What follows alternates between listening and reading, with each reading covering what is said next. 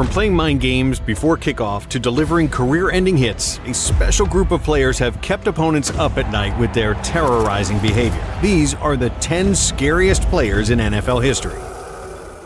No other player had a more iconic way of instilling fear in the eyes of his opponents than Ray Lewis, and he did it before the game even started. His pregame entrance was a declaration of war.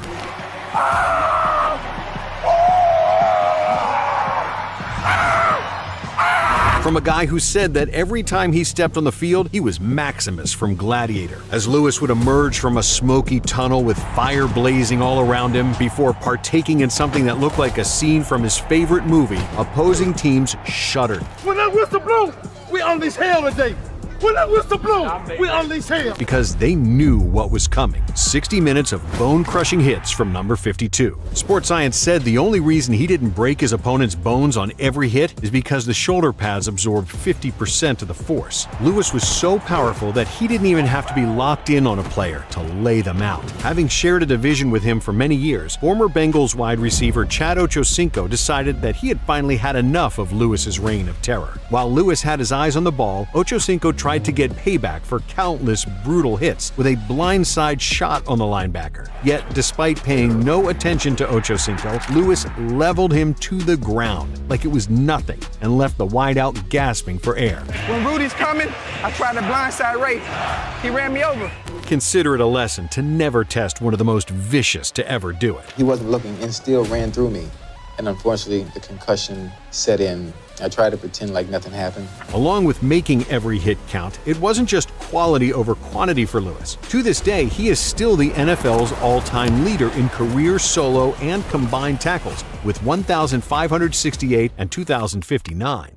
Having a "this is war" mentality is definitely something that the terrorizing Jack Tatum could relate to, but there was nothing even remotely close to civilized about his play. Tatum developed a reputation for being absolutely ruthless with his hits, and sometimes even crossing the line. Because of this, he became known as the Assassin, and for good reason. Fiercest hitter at safety ever, and Jack Tatum, aforementioned by me, fiercest hitter in the game. They call him Assassin. Yep, the Assassin. During a 1978 preseason game, on an incomplete pass over the middle, he paralyzed Patriots wide receiver Darryl Stingley from the chest down. Not only were people furious that Tatum paralyzed another player, they couldn't believe it happened during a meaningless preseason game. And to make matters worse, Tatum never apologized for the hit. I'd just like to, wish Darryl, a full and speedy recovery and send him my best wishes. And even went as far as saying this: "I understand why Darryl is considered the victim, but I'll never understand why some people look at me as the villain." While this response may come as a bit of a shock, Tatum's idea of a good hit sheds some light on his approach to the game. "My idea of a good hit is when the victim wakes up on the sidelines, train whistles blowing in his head. I like to believe that my best hits border on felonious assault." Despite public blowback, Tatum refused to change his hard-hitting ways. A year after it, he was face-to-face with one of the game's most powerful running backs in Earl Campbell. Tatum met him head-on at the goal line, and even though Campbell managed to stumble into the end zone, the collision left a lasting impact. "The lick I took from Jack Tatum, that's the only time I ever felt somebody hit me," Campbell said. "A shock went down to the heels of my feet, and it burned. When I was standing on my head in my end zone, nobody knew this, but I was thinking, something's wrong." A year later, one of Campbell's doctors watched the collision and believed it caused him spinal problems that plagued him long after his career was over.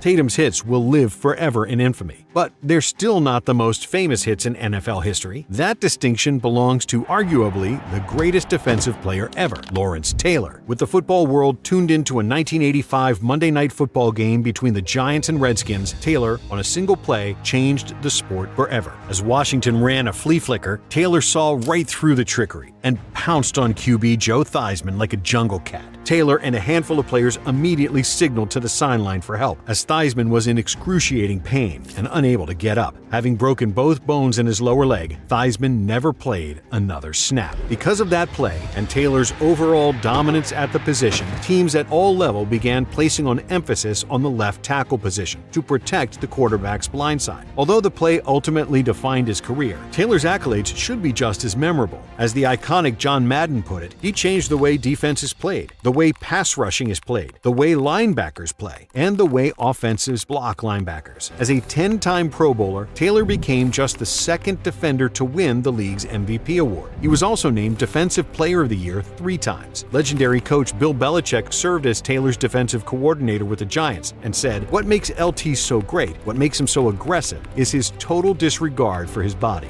Belichick even went as far as to declare him the best defensive player he's ever coached by a good margin. And while Taylor had no intentions of ending Theismann's career, the same cannot be said for when Hall of Fame linebacker Dick Butkus was out there. According to fellow Hall of Famer Deacon Jones, he was an animal, and he was a well-conditioned animal, and every time he hit you, he tried to put you in the cemetery, not the hospital.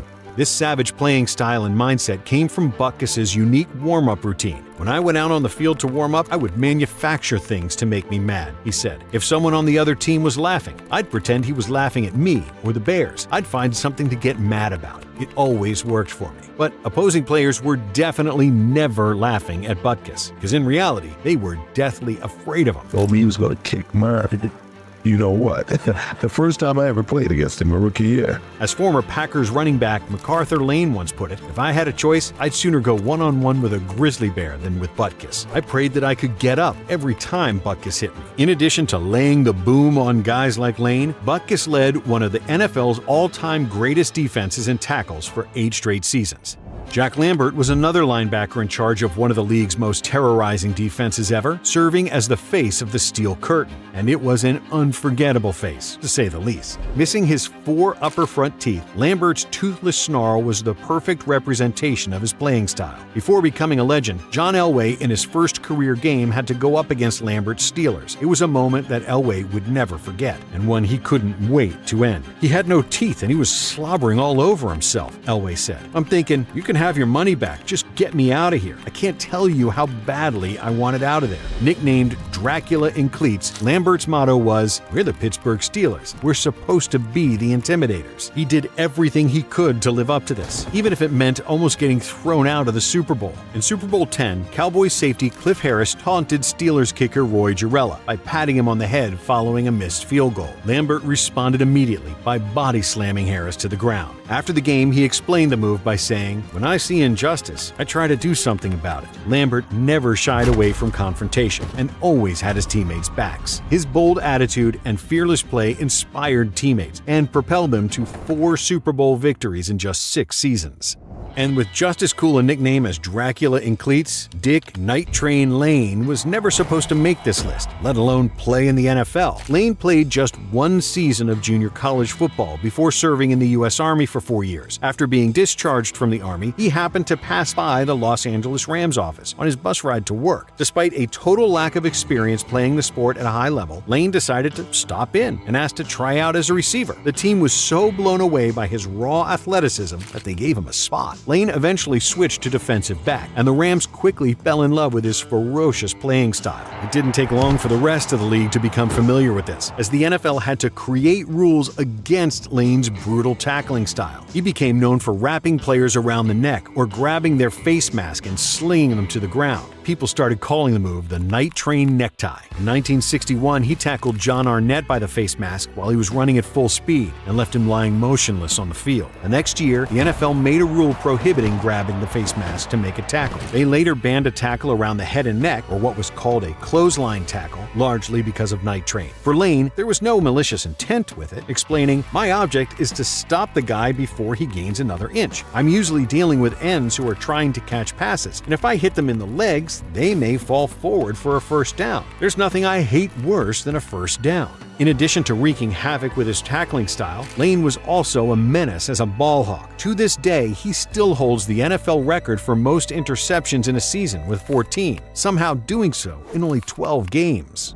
But Lane isn't the only player on this list who also finds himself all over the NFL record book. And while most people associate scary football players with defenders, this guy actually played on the other side of the ball. Throughout his career, Jim Brown made sure that the opposing team always saw him in the warm-ups. He said, knowing that they'd been told all about me all week and how they'd have to watch out for me and how they'd have to plan to stop me and gang tackle me, I challenged them by saying, this is the guy, man, take a look. Here it is, right now, 232 pounds, 6 foot 2 inches. I can beat you in a 40 and I got attitude. The attitude is, you're gonna hit me and I'm gonna hit you. What could be mistaken for an arrogant mindset by Brown was a well-earned, confident swagger. He knew that he was nearly impossible to bring down, as he led the league in rushing in 8 out of his 9 seasons. Unfortunately for Brown's opponents, this unbelievable feat wasn't just the result of him just outrunning them. Saying that he viewed football as the closest civilized thing to war, Brown would often bulldoze his opponents. His famous line was, make sure when anyone tackles you, he remembers how much it hurts. And his opponents sure did remember it, as Brown set the all-time record for most career rushing yards with 12,312, yards per carry with 5.2, and rushing touchdowns with 106. It's been more than 50 years since he retired, and his record of career rushing yards per game still stands at 104.3. Not only has it stood the test of time, but no other player has even cracked the 100 yards per game mark since.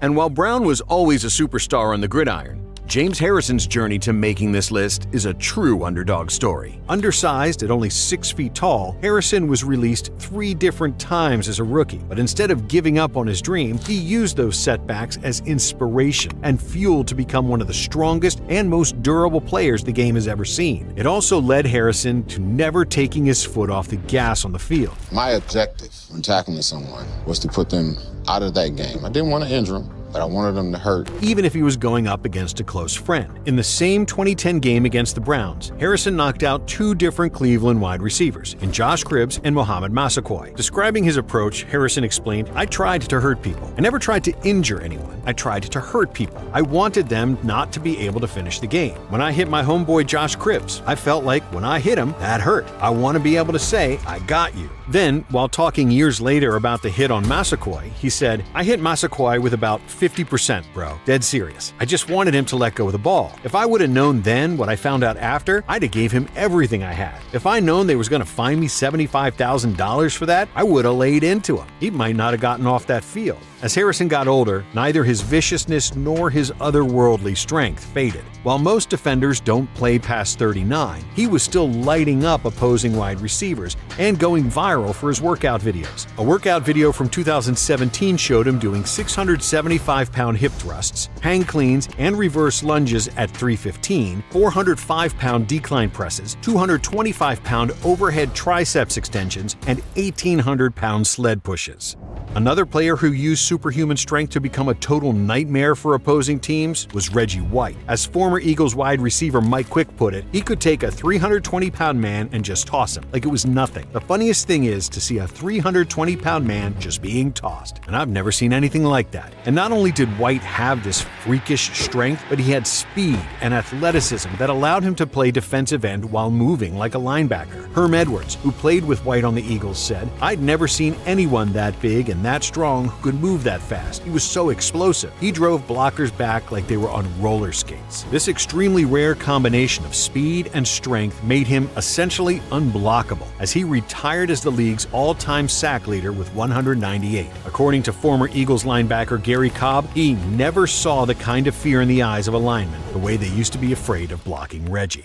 And similar to White, the final player on this list also relied on a unique combo of speed and strength. But standing at 5'11" and weighing 244 pounds, Earl Campbell shouldn't have been able to do what he did. Being that thick and condensed, it was no surprise that he could and would often run defenders over, punishing them with his aggressive play. But the crazy thing about him was that he was just as fast as he was strong. People his size aren't supposed to have 4.6 40-yard dash times. Campbell ran angry out there, and with his massive 36-inch thighs, he never went down without a fight. The team's equipment manager joked that they made 4 sizes of thigh pads: small, medium, large, and Earl Campbell. No moment shows just how powerful Campbell was than a play from when he was only a rookie. He met Rams All-Pro linebacker Isaiah Robinson in the hole with a head-on collision that left the defender flat on his back. Campbell then shredded another tackler who held on for dear life and was left with nothing but a piece of his jersey as Campbell kept charging forward. He was a human wrecking ball out there, just demolishing opposing defenders. Legendary Steelers linebacker Joe Green claimed that Campbell could inflict more damage than any other running back he's ever faced. Former Cowboys safety Cliff Harris agreed, saying, "When you finished a game against Earl, you had to sit in a tub with Epsom salts." And despite constantly using his body to deliver beatings to opposing players, Campbell, throughout his career, only missed 6 games due to an injury, a testament to his next-level toughness.